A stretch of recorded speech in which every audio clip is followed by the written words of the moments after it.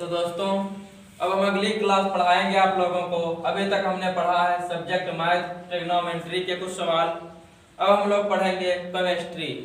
ठीक है। अब हम लोग पढ़ेंगे क्लास 10 की केमिस्ट्री। ठीक है। क्लास 10 केमिस्ट्री हम लोग पढ़ेंगे।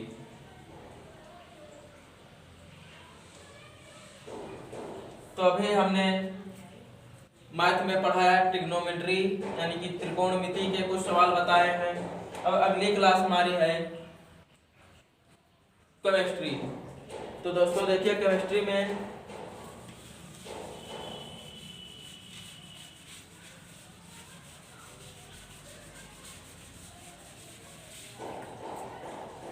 अगली क्लास में पढ़ाएंगे केमिस्ट्री की। केमिस्ट्री में देख लीजिए, सबसे पहले आपको हम पढ़ाएंगे। ठीक है, देखिए आपका हम पढ़ाएंगे आज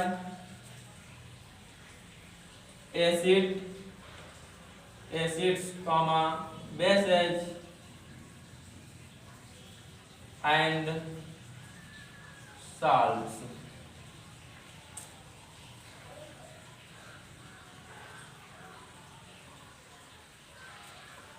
acids comma bases comma salts आपको पढ़ाएंगे, यानी कि अम्ल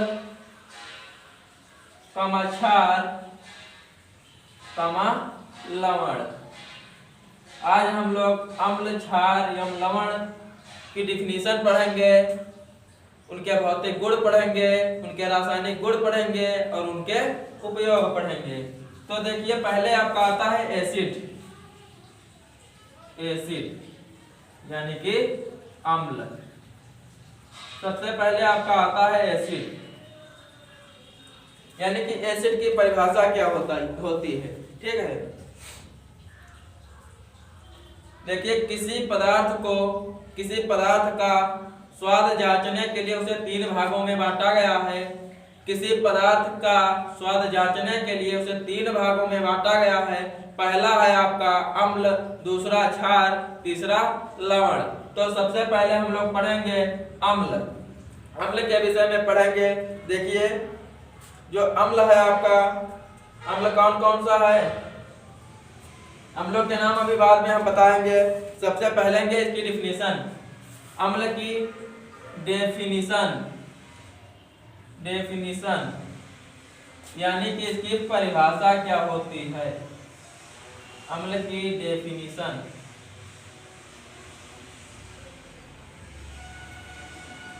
देखिए जब रसायन विज्ञान जो आपकी केमिस्ट्री है, यह बहुत पहले इतना विकसित नहीं थी जितना कि आज हमारी प्रेजेंट टाइम यानी कि वर्तमान समय में विकसित हो गई है।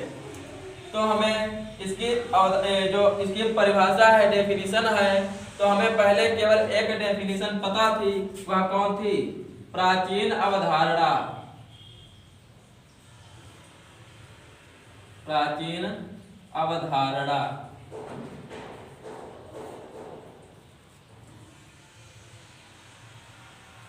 अम्ल के विषय में एक बार हम रफली पढ़ा चुके हैं आप लोगों को। उस दिन वीडियो जो था सही तरीके से बन नहीं पाया था, क्योंकि हमारे पास बोर्ड नहीं था, सिस्टम कुछ अलग था। तो हम रफली आप लोगों को कुछ बताया था। लगभग आधा घंटे का वीडियो पड़ा है, यूट्यूब पे जाके देख लीजिएगा हमारे चैनल में। ये आपका जो अम्ल, क्षार, लवण है, हम इसको रफली आप लोगों को पढ़ा चुके हैं ऑलरेडी पहले से। आज हम दोबारा इसको रिपीट कर रहे हैं। आज बोर्ड पे सही तरीके से आप लोगों को पढ़ाएंगे। यदि आप लोग ध्यान से पढ़ेंगे तो पक्का आप लोगों को समझ में आएगा। देखिए, प्राचीन अवधारणा क्या है।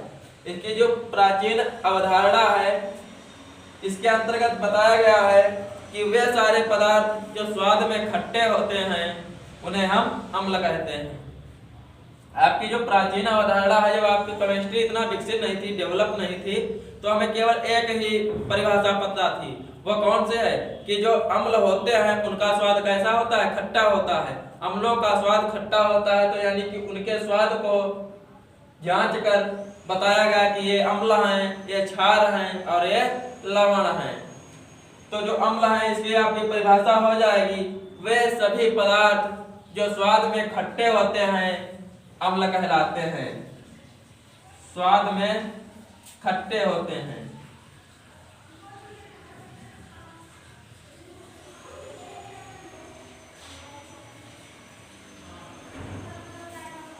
वे सभी पदार्थ जो स्वाद में खट्टे होते हैं आपके अम्ल कहलाते हैं। जैसे कि आप अम्ल आपका कौन सा है, HCl,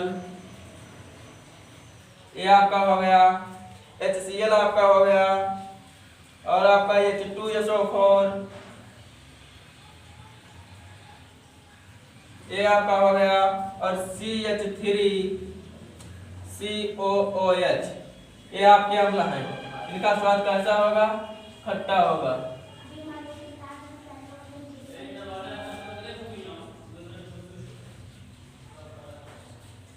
एक बार फिर से पुरानी अवधारणा सुनेंगे कि वे सभी पदार्थ जो स्वाद में खट्टे होते हैं आपके अम्ल कहलाते हैं। और इसके बाद जब हमारी विज्ञान कुछ विकसित हुई तो आपके एक रसायनज्ञ आए अरहेनियस, तो उन्होंने अपनी एक अवधारणा रखी अरहेनियस।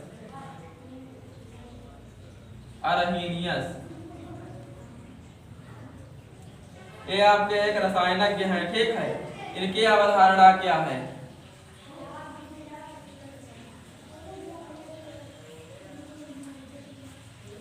इन्होंने बताया कि वे सभी पदार्थ जो जलीय विलयन में घुलकर H+ आयन देते हैं वे आपके अम्ल कहलाते हैं, ठीक है। इन्होंने प्रत्येक अम्ल को जल में घोला। ये आपका HCl का AQU यानी कि एक्वास का मतलब होता है इसका जलीय विलयन। जब इसको इन्होंने जल में घोला तो इन्हें क्या मिला, H++ Cl-। उसके बाद H2SO4 आपका है, देख लीजिए, इसका जलीय विलयन करेंगे तो आपका प्राप्त होगा 2H++ SO4 ठीक है। इसी प्रकार से CH3COOH, इसका जलीय विलयन करेंगे तो हमें प्राप्त होगा CH3COO-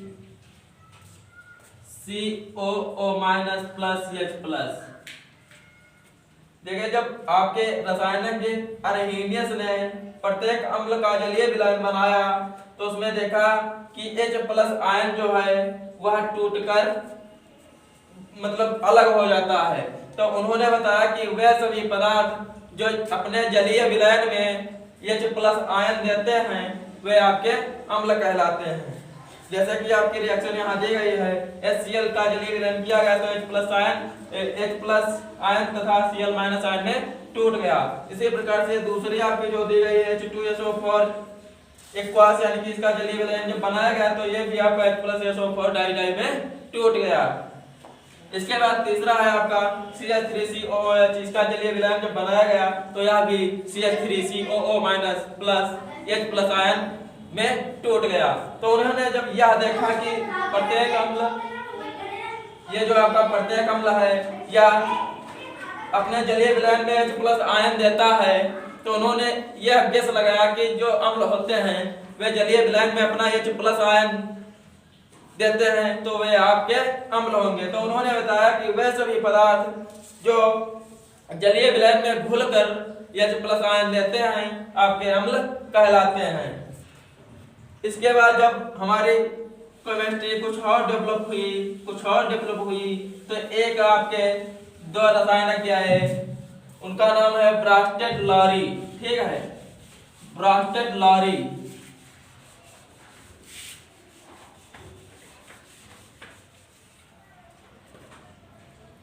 जब हमारी केमिस्ट्री कुछ और विकसित हुई, कुछ और डेवलप हुई तो हमारे एक दो रासायनिक हैं ब्रास्टेड,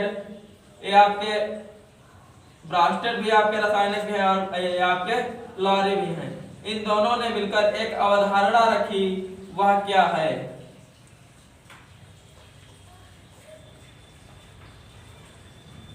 ब्रास्टेड-लॉरी अवधारणा। According to definition of ब्रास्टेलारी, ठीक है, यानी कि ब्रास्टेलारी के अनुसार अम्ल की परिभाषा क्या बताई गई है। तो इन्होंने बताया कि वे सभी पदार्थ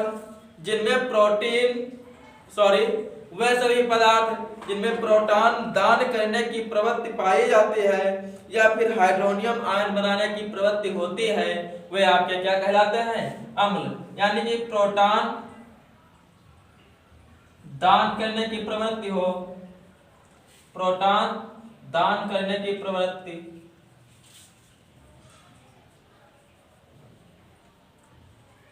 या हाइड्रोनियम आयन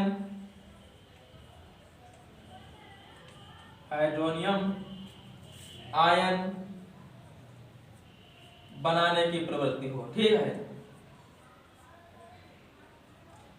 बनाने की प्रवृत्ति, वे क्या कहलाते हैं, अम्ल यानी कि एसिड। देखिए इन्होंने बताया कि वे सभी पदार्थ जिनमें प्रोटॉन दान करने की प्रवृत्ति होती है या हाइड्रोनियम आयन बनाने की प्रवृत्ति होती है, वे आपके क्या कहलाते हैं, एसिड्स, यानी कि क्या कहलाते हैं, अम्ल। तो ब्रास्टेलारी जब हमारी केमिस्ट्री कुछ इससे ज्यादा विकसित हुई तो आपके जो रासायनिक ब्रास्टेड और लारी हैं, इन्होंने एक अपनी अवधारणा रखी, आपस में मिलकर दोनों ने एक अवधारणा रखी। अवधारणा यह रखी कि वे सभी पदार्थ जो प्रोटॉन दान करने की प्रवृत्ति, जिनमें प्रोटॉन दान करने की प्रवृत्ति होती है या फिर हाइड्रोनियम आयन बनाने की प्रवृत्ति होती है, वे आपके अम्ल कहलाते हैं। तो इन्होंने बताया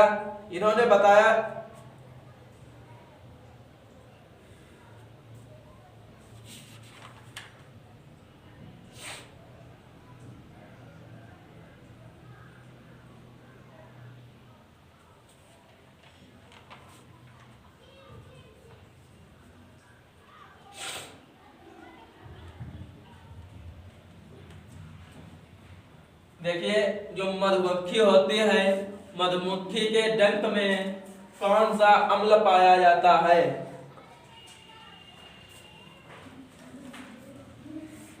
मधुमक्खी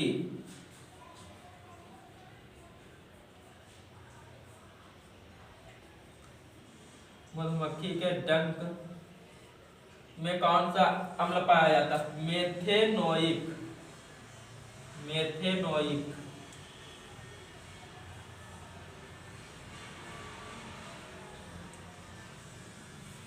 मेथेनोइक अम्ल पाया जाता है। इसका सूत्र होता है HCOH और इसका साधारण नाम होता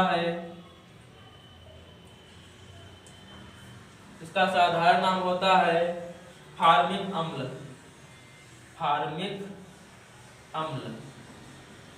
देखिए जो मधुमक्खी का डंक होता है उसमें मेथेनोइक अम्ल पाया जाता है, जिसका सूत्र होता है HCOH और इसे हम साधारण नाम से फार्मिक अम्ल के नाम से जानते हैं। ठीक है, आप ब्रास्टेलारी, अरहेनियस और पुरानी अवधारणा, तीनों अवधारणाएं हमने बता दी हैं। अब आगे हम पढ़ेंगे कि इनके फिजिकल प्रॉपर्टी क्या होती हैं, फिजिकल प्रॉपर्टीज ऑफ एसिड्स।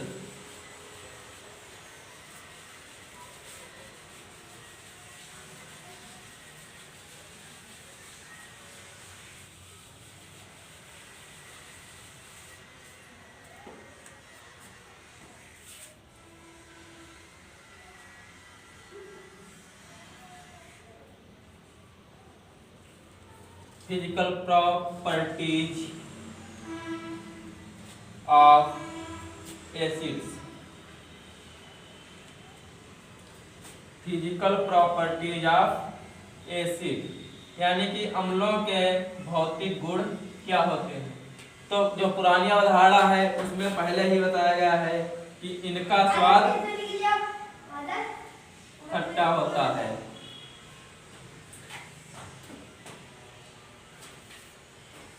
इनका स्वाद खट्टा होता है। दूसरा इनका भौतिक गुण क्या है कि जल में घुलनशील होते हैं, जल में घुलनशील होते हैं।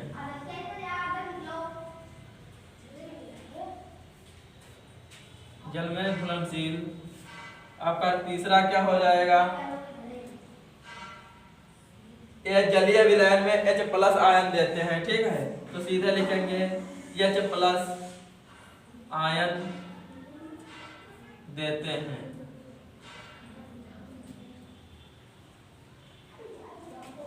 आपका अगला गुण हो जाएगा, ये विद्युत के सुचालक होते हैं, ठीक है।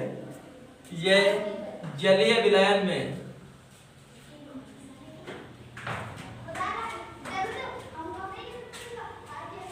जलीय विलयन में विद्युत के सुचालक होते हैं।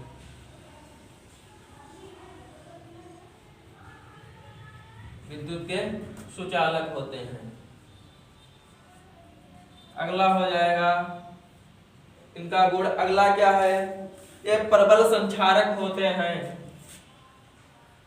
ये प्रबल संचारक होते हैं।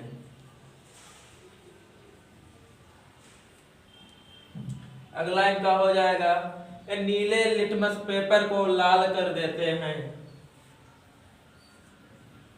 ये नीले लिटमस पेपर को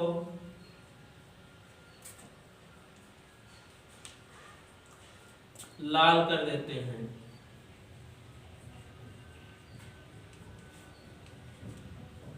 ठीक है, पहला इनका हो जाएगा, इनका स्वाद खट्टा होता है, जल में घुलनशील होते हैं, H+ आयन देते हैं, जलीय विलयन में ये विद्युत के सुचालक होते हैं, और ये प्रबल संचारक होते हैं, और ये नीले लिटमस पेपर को लाल कर देते हैं। यदि अम्ल हमारी त्वचा पर पड़ जाते हैं तो हमारी त्वचा में छाले निकल आते हैं। तो आपके फिजिकल प्रॉपर्टीज ऑफ एसिड्स, यानी कि आपके जो एसिड यानी कि आपके जो अम्ल है, अम्लों के भौतिक गुण हो गए। अम्लों की तीनों अवधारणा, पुरानी अवधारणा, ब्रास्टेड-लारी अवधारणा और अर्हेनियस अवधारणा, आपकी तीनों डिफिनेशन बता दिए हैं।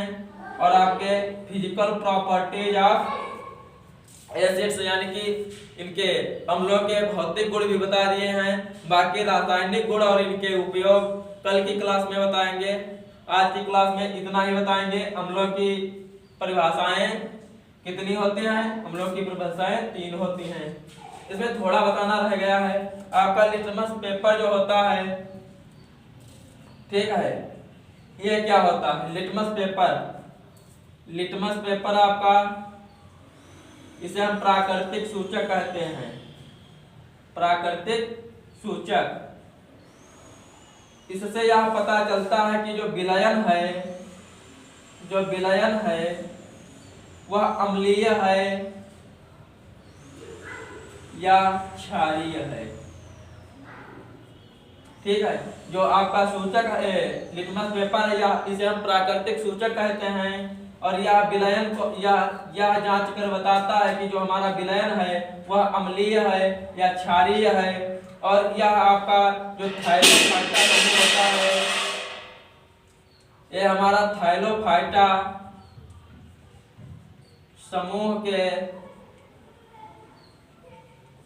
समूह के लाइकेन नामक, आपका लाइकेन नामक एक पौधा होता है।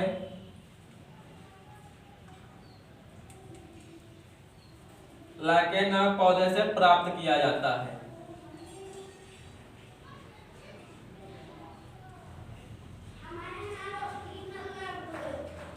फिर से देख लीजिए, लिटमस पेपर को हम प्राकृतिक सूचक कहते हैं। इसका काम यह होता है कि यह विलयन को बताता है कि विलयन अम्लीय है या क्षारीय है, या थाइलोफाइटा समूह के लाइकेन नामक पौधे से प्राप्त किया जाता है। तो आज की क्लास और अब मिलते हैं कल की क्लास में।